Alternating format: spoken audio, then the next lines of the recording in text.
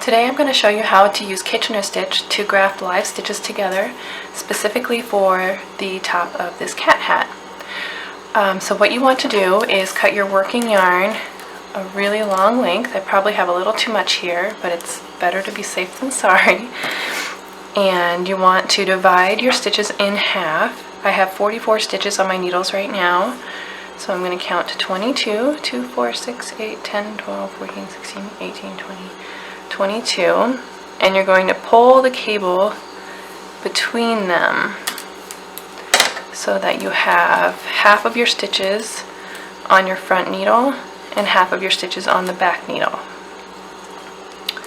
Okay, move these up a little bit. Okay, so our working yarn is coming from the back needle, which is where you want it. And you want to thread your yarn onto a darning needle. And this is what we're going to do.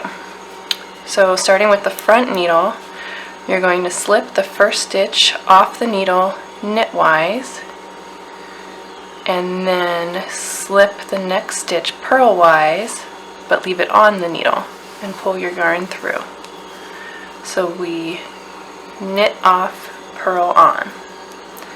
And then the back needle is going to be the opposite.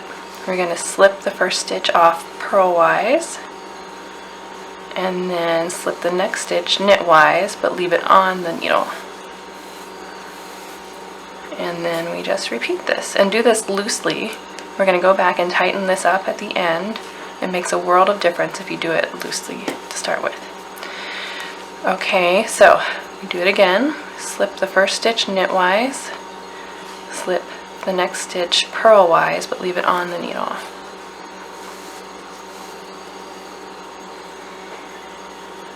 And then to the back needle, slip this stitch off purlwise, slip this stitch, but leave it on knitwise.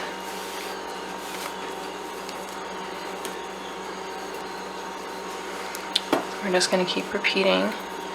Knit off, purl on,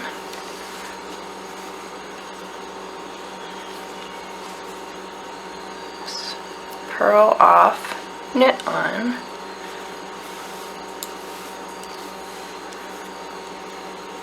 okay, do this loosely, and I'll show you one more time. Knit off, purl on,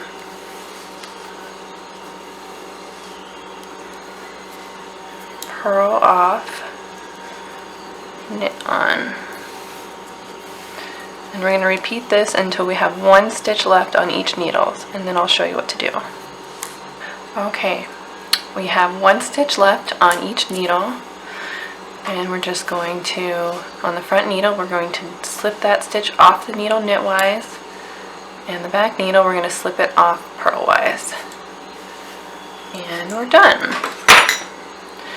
Now you might be thinking, this looks horrible, right?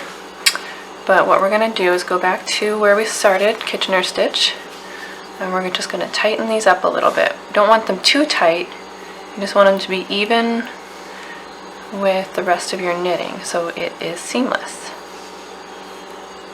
So we just kind of snug it up a little.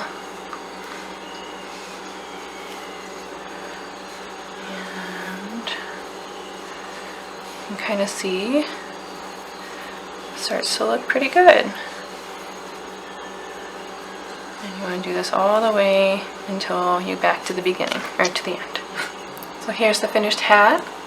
This is where our seam is, and I hope you found this helpful. Thank you.